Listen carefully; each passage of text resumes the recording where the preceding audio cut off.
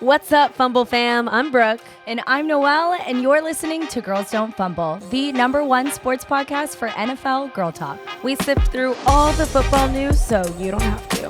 Let's get into it. All right, welcome back, Fumblers. Happy Tuesday. We're recording this on a Tuesday, and we have a very special guest with us today. We sure do. We have producer Pete back on the mics. Woo! Woo! What's up, y'all? Glad to back. be back. Just so I have hearing after today, could you turn my headphones down just a little bit? Is it You this didn't one? like that? Woo! Yeah, I loved it. It just, this one? Yeah, I think that's the one. That sounds good. How does that sound? Sounds perfect. Great. Perfect. Great. Well, we're excited to have you back. Welcome back, producer Pete. Have you missed the Fumblers? Well, I've still been here. I've just been more of a silent participant, you know. But yeah, I've missed the Fumblers. I've missed engaging in the show and providing my expertise and analysis. But no, for real, it's good to be back, and I'm excited for this season of GDF. Let's go, baby. We love it.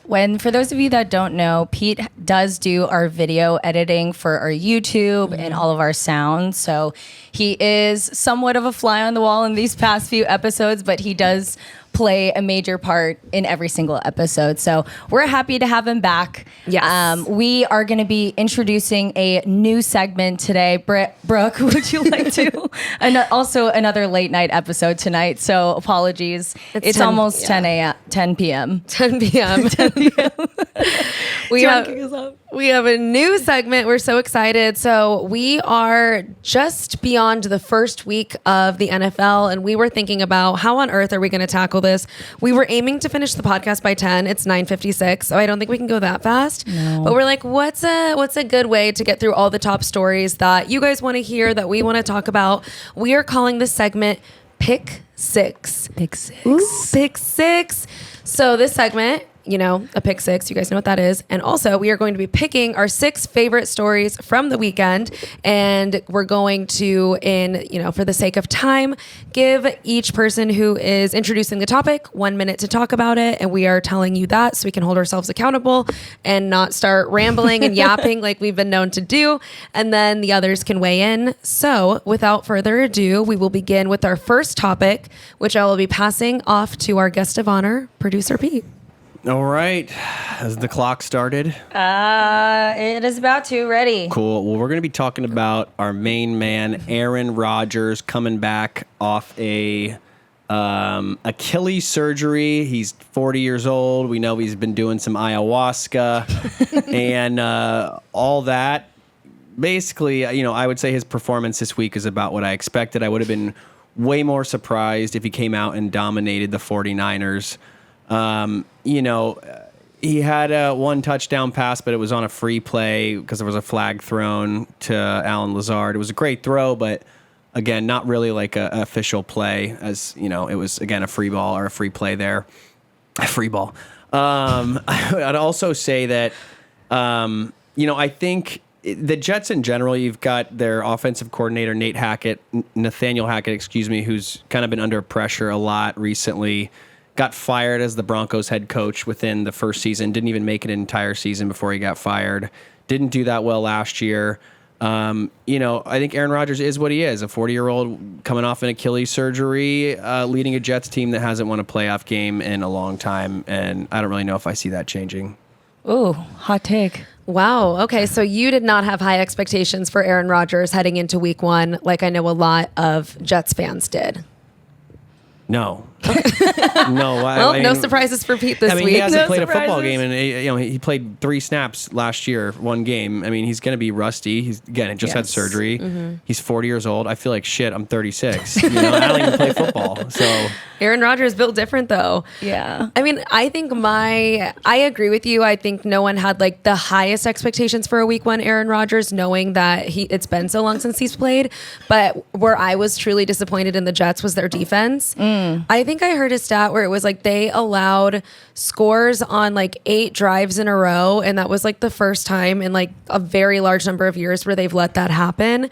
And it did not look like the same team that we're used to watching. And Aaron Rodgers, he was mid. He was fine. Yeah. Like you mentioned, he had some great passes to Lazard throughout the game, but the defense is just like, there was no chance they had of winning that game. They got destroyed. The Totally. one And- silver lining is the Jets didn't score a point in the first quarter of last season until week 7. And they scored in the first quarter of And this game. That was Yeah. that, Yes. like, that was a throwaway small play. win. No. It was a run touchdown by Brees Hall. Grace Hall, yeah. My fantasy guy. Yep. Yeah. I mean, I had similar expectations when it came to Aaron Rodgers. I was like, I need to see this to believe this. And not only is it his first game coming off of an injury, you're playing the 49ers at home, at their home, and they're going to come ready to fight. Yep. And I mean, again, first game, we'll see how he does. I did think that the defense was going to pull through a little bit more for them if the offense was lacking. But we didn't really see that. We do know that the Jets have a pretty top defense across the league, and we didn't quite see that this week. But we've alluded to this in some of our content. Week 1, the first few weeks of the NFL, always a little up and down. So maybe we'll see them kind of correct some of those mistakes. But something else that was really interesting was the time of possession that the 49ers had versus the Jets was insane. I think it was like 40 minutes to like 15 minutes. I'm just throwing that out there. But it was like very majority Niners, and they controlled that game entirely. So major props to the Niners. Aaron Rodgers, we'd like to see more of you. But Jets fans, don't lose hope yet. Let me ask both of you guys, based on last night's performance for Aaron Rodgers, where do we project the Jets netting out this season? What do we think a realistic record is for them? Oh, gosh. Get some predictions. 7 to 8 wins. Okay. Yeah. I Making like the that. playoffs? No. Okay. I would have to agree, not making the playoffs. I would say 6 wins. You guys. I think their record was about 5 or 6. Yeah, it was like I 5 do- or 6 last season. Okay. I do think that they will be a little bit better. So maybe a few more games. More. 7, 8. Yeah. I guess, Peter, it's a fair guess. I mean, the Patriots looked really good against the Bengals. I'm not counting them out. I don't think the Jets are going to be better than the Bills, and I don't think they're going to be better than the Dolphins. And that would put them last in the AFC East. Yeah. Or I think they're fighting for third with the Patriots. So That's brutal. Yeah. good luck. You know, I have more faith in Robert Saleh than that. I think he'll, squeeze out 9 wins, but I we'll love see. that. We'll check back in. We'll check back in. All right. Should we move to the next story? Next story. Pick number 2. All Noelle. right. That's me. Oh, time, yeah. All right. So, still in the theme of Monday Night Football, we want to inspect and discuss CMC's injury. Now, CMC has sparked some controversy about this particular injury because he shows up on the injury report 90 minutes before kickoff at Levi Stadium, and it had a lot of people questioning why this wasn't reported earlier. Now, for those of you that did watch the game, Jordan Mason was a undrafted free agent that filled in for Christian McCaffrey, and he did an amazing job. It was a career high. I don't think when he played it was either Georgia Tech or Texas Tech, he never even got that many touches. So it was a big win for him. I think where some of this controversy really began was in a press conference after the game. He was asked when he found out that he was going to play, and he said Friday, a few days before. Meanwhile, it shows up that CMC is on that injury report only 90 minutes before kickoff. So it did cause a lot of back and forth. Kyle Shanahan was kind of, holding his own and saying that was never really said. There were some people just saying that the perspective of the player, of Jordan Mason, from some of the other coaches was like, hey, the expectation wasn't that he was going to be starting 100%, but like there is a possibility that you could be playing that night. So there's been a lot of back and forth on this, but I think that we can kind of look at this game as a 49er and as faithful fam, be proud that they won regardless, but definitely a top story in the headlines all across, the NFL networks at the moment. Lots of drama. Oops, sorry. You're good.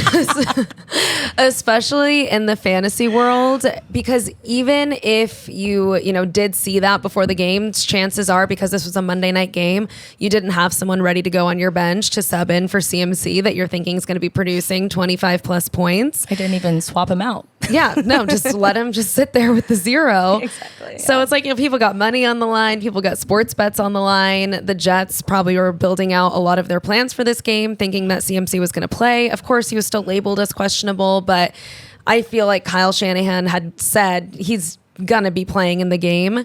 Right. I mean, it was also just crazy to see how good the 49ers looked without him. That really gave me a lot of faith in the 49ers for this season. But a little bit shady how they went about that. I think they did it on purpose. I think they knew. I think now it's just going to be a big, he said, she said, oh no, we didn't say it like that. We told him maybe he'd go in, just warm up. They can say whatever they want. It's their words against each other's. And people are a little bit mad about this. Let's see what happens in week 2. We'll see. And there are some speculations that CMC may not play again in week 2. I would imagine that they're playing it a little bit more safe this time around.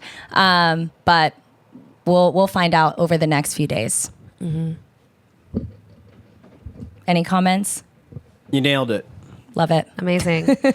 You're next. Okay, let's go to our third story, switching gears a little bit to talk about some pop culture news. So we are, of course, going to be telling you guys all about Taylor Swift and Travis Kelce's big weekend out after that Thursday night win against the Ravens. They have been having so much fun in New York together.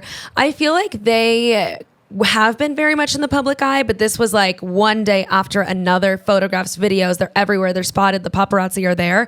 And of course, that's very intentional because these people can be private when they want to be. And so I feel like they're feeling the hype of NFL is back. We're back. The Queen, Taylor Swift, is here supporting her man again. So to take you through some highlights of their weekend, they went out on a Friday night dinner date to the legendary Lucali, which is a pizza place in New York. Love. Very cute, very delish. And then on Saturday, they had a wedding, and then afterwards went to date night at Casa Cipriani, which is an exclusive members-only club. Some lore about this specific location is that, if you'll recall, 16 months ago, Taylor was there with ex-boyfriend Maddie Healy, and people that were members there took photos of her with him, leaked them to the press. Obviously not allowed. You're not allowed to take photos there. And I think she was understandably upset that she thinks she's in a safe space and people are still leaking photos. They ended up revoking a lot of memberships of people that took those photos and leaked them to the press. So good for them that they've earned her trust back. She's there with Travis. And then finally, their last stop of the weekend was the U.S. Open with Patrick and Brittany Mahomes, where we saw the videos, them jamming out, her having so much fun.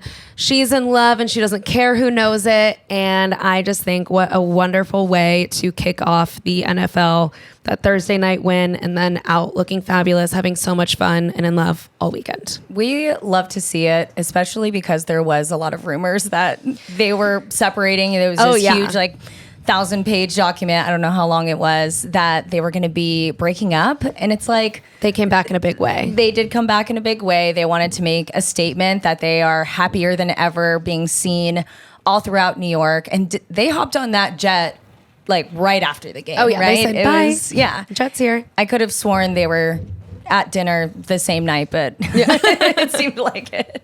But we support them always, and we're excited for more of their story So this excited. season. Pete, are you a Taylor and Travis fan?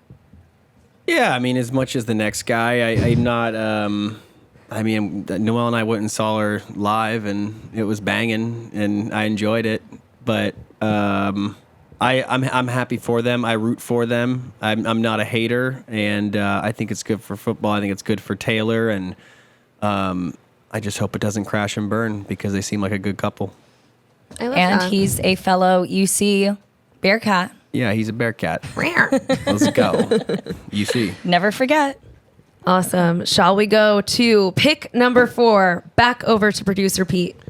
Yeah, this one's about Tyreek Hill. Everyone has probably seen the footage by now. It's really sad to see. I mean, under no circumstances is kind of what happened to him acceptable. for whatever reason, police feel threatened. I don't know what it is. They feel the need to exert their sort of force and dominance. When in reality, police are supposed to be working for us, and we're the ones that they're supposed to be keeping safe. So, really sad to see the way they treated Tyreek. I watched the body cam footage, and I mean, maybe was he acting a little bit like a hot shot? Maybe. I mean, he's driving a $300,000 McLaren. I don't even know how much that car costs because I don't have nearly that much money. He's also makes whatever he makes, some 30 mil a year or whatever. So yeah, I mean, typically those kinds of people are going to be a little bit more challenging to deal with at times. But I think everybody in all of our jobs, we have to deal with challenging people, and it's always our job to de-escalate those situations, not increase the level of just madness that's going on. So I think ultimately that was what their job was to de-escalate, and I think they did the exact opposite. And of course, there's probably some sort of racial element to this of why he was treated that way, and just with everything that's gone on, and the police and the news, and in recent history, it's just kind of sad to see it again. The only thing I'll say is I feel like there's probably a lot of good things that police do that we never hear about, and we kind of only see the really bad parts. And it sucks for them. It's a tough job, but at the end of the day, unacceptable, can't do it. And you're on camera, you got body cameras on. I don't know what you expect. This stuff's going to get out there. So hope Tyreek's okay. Hope it gets sorted out. Hope we can move on. But it's just happened to Scotty Scheffler not that long ago. In Louisville. So I don't know. Cops are cops. Some are great. I'm sure there's some bad ones, just like any career. But totally unacceptable. Thoughts and prayers to Tyreek. And hope they didn't scratch his McLaren. Well, he seemed completely fine after that Dolphins win. He had a 80-plus yard touchdown. That's right. Just Revenge. maybe a few hours later, and then his touchdown celebration was him in handcuffs. Yeah, that was funny. So he seemed completely fine. But yeah, to touch on that, definitely not okay. He was just on his way to practice. The one positive thing that I saw come from this was a lot of the players were stopping on the side of the road to try to get the police's attention and be like, yo, what's happening? And try to intervene. I don't know if that worked in some of their favors, unfortunately, but still yet it was nice to see that camaraderie amongst the team and amongst the Dolphins. It shows that they were, raised right to take care of their people and make sure that they were all safe. But definitely not the way that we anticipated Sunday morning starting. No, I was in bed scrolling on my phone, and I see Tyreek Hill arrested, and it's 3 cops on top of him on the ground. And I kind of scrolled by, and I was like, it was Barstool posted it. I'm like, is this supposed to be a joke? Because that's not funny. Was this during the summer? Yeah. And it was what is going on? And then I scrolled more. I was like, oh, this is actually real. And then I saw some of the footage too, and they were being so rough with him. And I was even just cringing when they were being rough with him, of trying to get him to sit down. And he was pleading with them, I just had knee surgery. Could you imagine how hated these cops would be by, they already are, everyone's very mad at them. But if they actually injured him or aggravated his knee and he had to miss time, obviously this, the issues of race and police violence go so much more beyond a football player missing time. But it was so crazy. I haven't seen anything like that. And the Dolphins put out a really nice statement, just a +1 on all the teammates being there for him. The organization is standing behind him. Mike McDaniel has said some nice words. So hopefully this just inspires the Dolphins and lights a fire underneath them. And it sounds like it did with his performance in the game. And we see big things from Tyreek Hill. We definitely do. He's on my fantasy team, and he's gonna have a great year. It's gonna be great. Yes, but shout out to Tyreek Hill, to the Dolphins, everyone that was impacted. Definitely not okay. We stand with you. We stand with Tyreek. Is it you next, or is it me? It's me next. Okay, pick number 5. Talking about some other people. They didn't get arrested, but they had, I was going to say they had great days. They had great games on Sunday. Not necessarily in all the cases. We are talking about the rookie quarterback debuts. We did touch on this, their debuts in the preseason, but of course it is an entirely different ball game when you are actually playing during the regular season. You have everyone's starting lineups out. You have all the pressure, all the fans, completely different than the preseason games. So let's talk about the 3 quarterbacks that had their starts this week. Let's, of course, begin with Caleb Williams, and he was playing against the Titans. Overall, Caleb, who looked really, really strong when it was the preseason games, overall pretty mid performance. Had, a lot of Bears fans a little bit let down. I will say he's dealing with the curse of being a number 1 overall quarterback draft pick. He is the first quarterback to actually win a game since in week 1 in their debut since 2002. So it's been over 20 years that a number 1 draft pick quarterback, whatever, I feel like I'm saying that too wordily, has actually won their first game. So he broke that curse. No thanks to his skills, unfortunately. The defense and the special teams ended up pulling out that victory against the Titans, 17-24 at the very end, just with some turnovers. He is getting some praise in the fact that he did not turn over the ball at all. But, there's definitely room for improvement, and he owns that, and he said it's going to be different. Another rookie quarterback we had starting was Jaden Daniels. He had a great rushing game. He rushed 88 yards, two touchdowns rushing.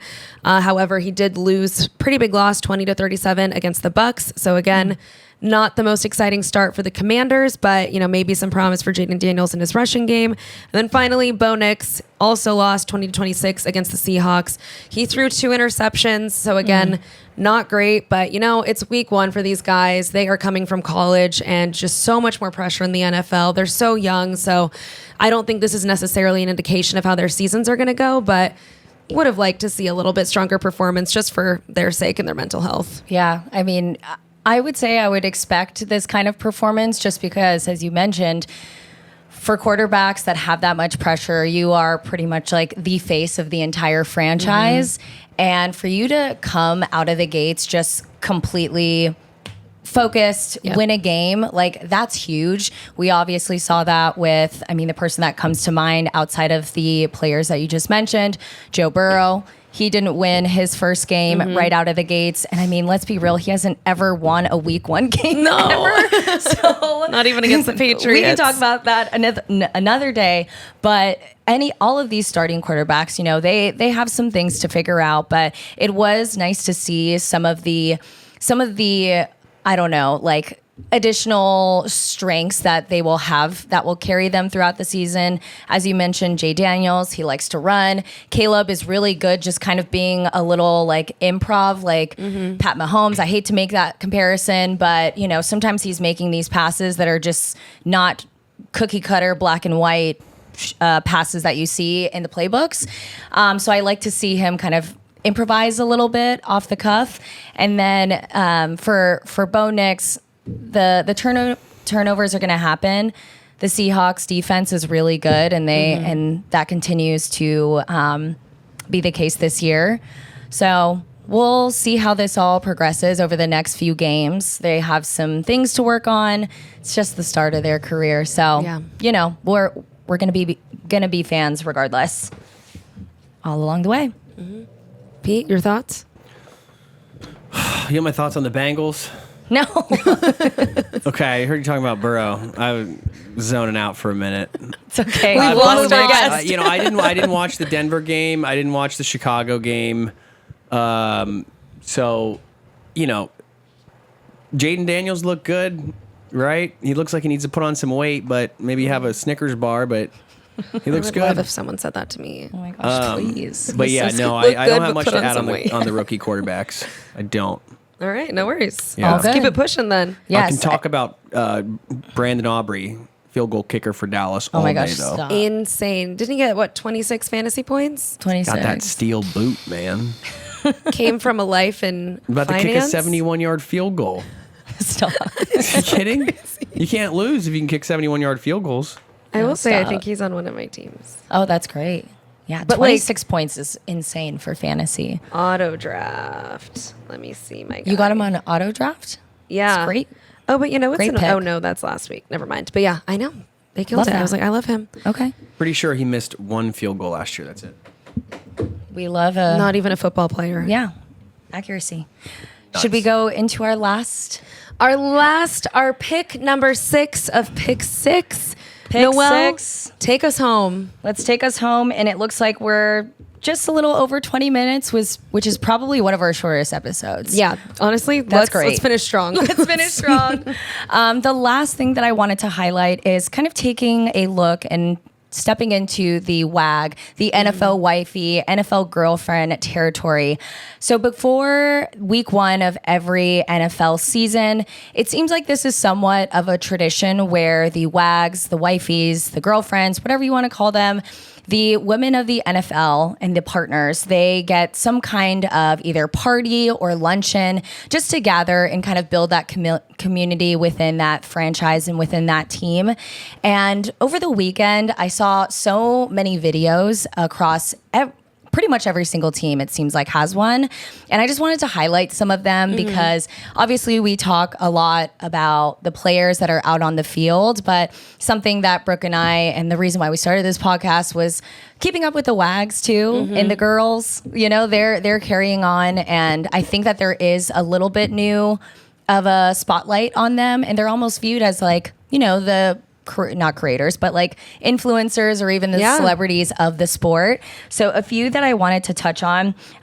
First and foremost, the 49ers. It seems like they had a party every single day last week. They are so fun. The first one was with the players and their partners. It was a Great Gatsby themed. So a lot of shakers and dancers. Kristen Juszczyk had the cutest outfit with it was just completely full of pearls. It looks so good.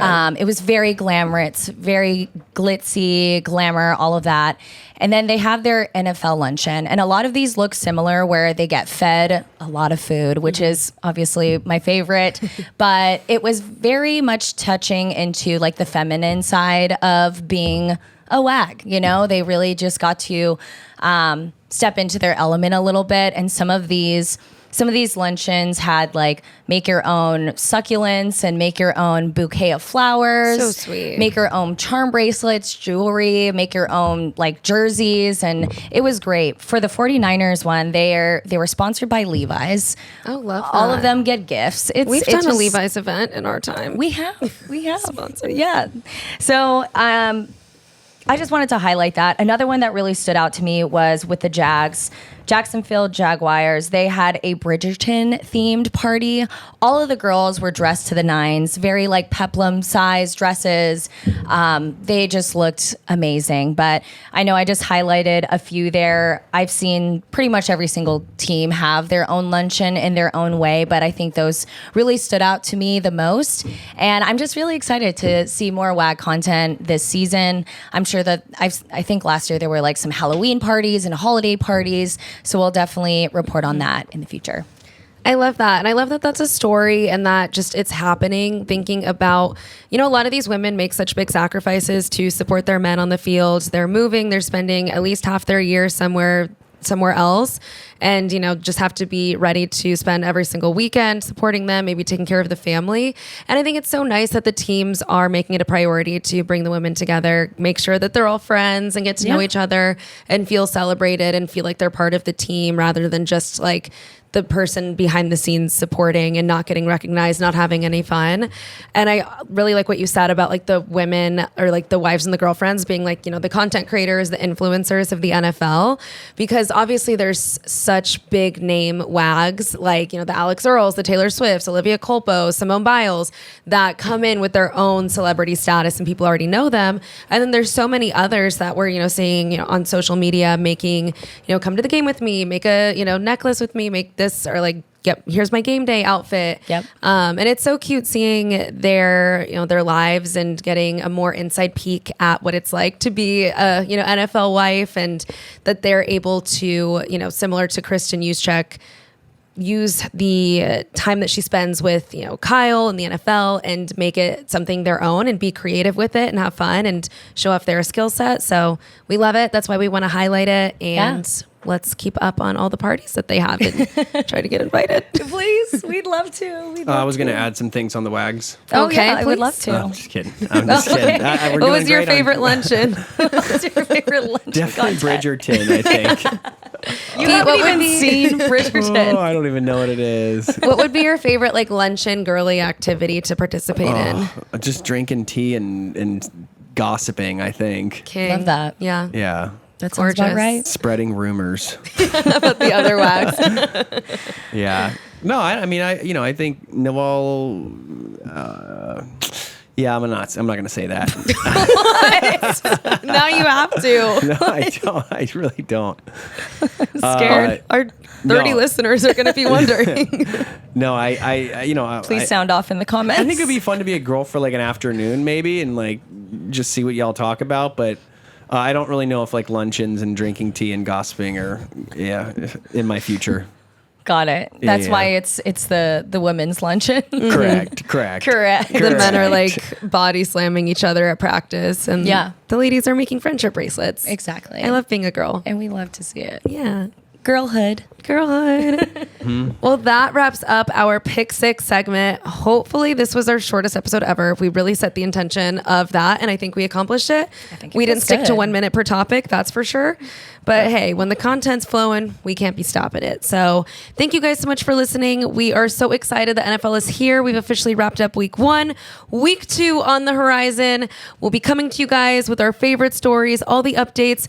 One shameless plug, follow us on TikTok and Instagram if you haven't already to get all of our fantasy tips and news in real time if you just can't wait for these episodes. Yeah, absolutely. We have all the content on there. You'll be able to get a lot of good fantasy tips. Our content has been growing and thriving on there. So Yes. send us a follow and send us in the comments if you want to hear anything else that we should be discussing. Yeah. Any questions? We got you. Thank you so much, Producer Pete, for being our guest star as well as producer on this episode. Welcome back. Welcome back. And Fumblers, we love you guys so much. We'll talk to you soon. Bye. Bye.